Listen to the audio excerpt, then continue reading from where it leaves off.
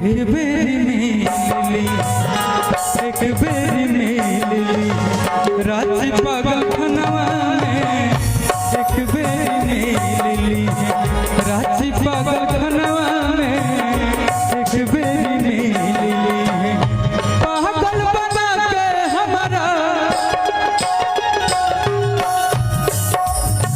कि पागल बना के हमारा वो मोहब्बत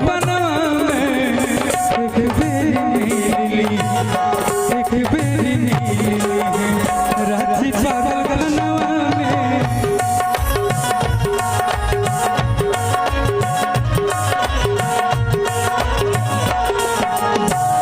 प्यार झूठा सही दुनिया को दिखाने आजा प्यार झूठा सही दुनिया को दिखाने आजा तो किसी और से मिलने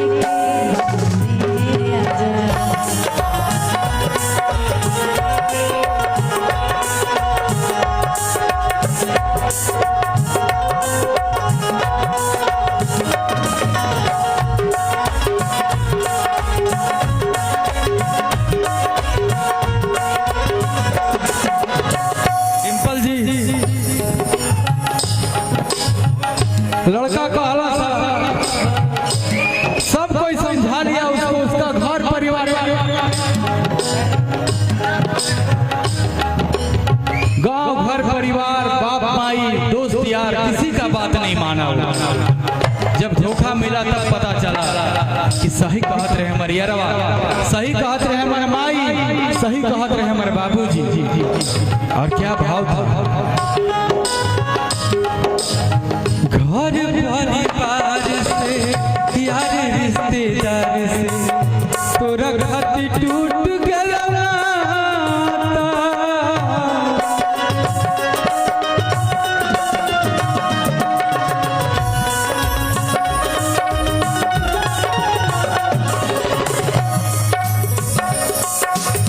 जोगे हार जाए जाओ खुश रहो आबाद रहो जवान धोखेबाज लड़की होली।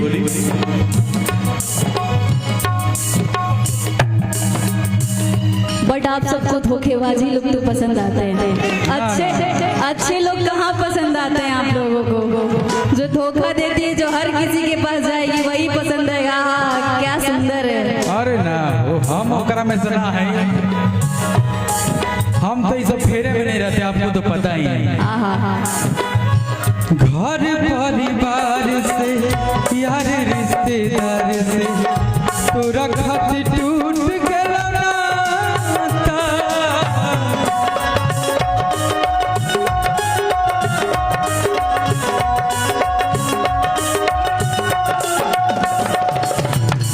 जोगे हार जाई देही दुहाई खुश रखो तोरा विधाता।